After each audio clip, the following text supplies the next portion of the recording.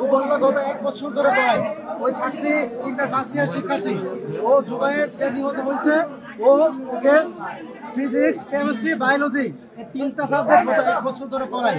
ওই ছাত্রী আমাকে যেমনটা বললো, আজকে ও স্যারকে ফোন করে, জুবাইরকে ফোন দিয়ে জিজ্ঞেস করে, স্যার আজকে কি আপনি বাসায় আসবেন কিনা? জুবাইর বলে যে আমি আসতেছি। এই যে লেনটা নূর বক্স লেন, ও বললো আমি নূর বক্স লেনে প্রবেশ করেছি। এই কথা বলে জুবাইর ফোনটা রেখে দেন। রেখে দেওয়ার পর ছাত্রী ও আসতেছে কিনা এটা কনফার্ম হওয়ার জন্য ওর যে লোকেশন, ওই লোকেশনটা ট্র্যাক করে।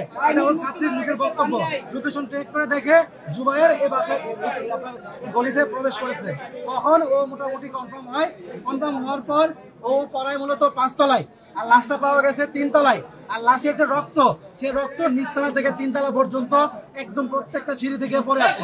আমরা এখান থেকে দেখলাম, আমরা এখানে গিয়ে দেখলাম যে এই 1তলা, 2তলা, 3তলা, 4তলা কেউ এই বিল্ডিং এ বলতে পারে না যে একটা লোক এখানে মারা গেছে। এবং সবচেয়ে খারাপ কথা হলো, এখানে একটা লোক যে এখানে যখন সে আহত হলো, ফিনকে দিয়ে রক্ত বের হতেছে, তার প্রাণটা বাঁচানোর জন্য 2তলা থেকে 3তলা পর্যন্ত সে ছুটলো, কিন্তু কেউ এই বিষয় জানে না। আরো বিষয় হলো, 2তলার ভিতরে আমরা যখন ফ্ল্যাটে ঢুকলাম, 2তলার ফ্ল্যাটের ভিতরে, অর্থাৎ রুমের ভিতরে আমরা দেখলাম রক্ত পড়ে আছে।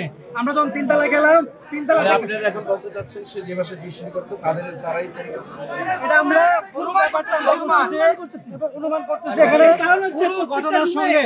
পুরো ঘটনার সঙ্গে এখানে আমরা দেখলাম একটা প্রি প্ল্যান এখানে আছে, না হলে একটা হত্যাকাণ্ড হবে, একটা মানুষ মারা যাবে, এখানে কেউ জানবে না।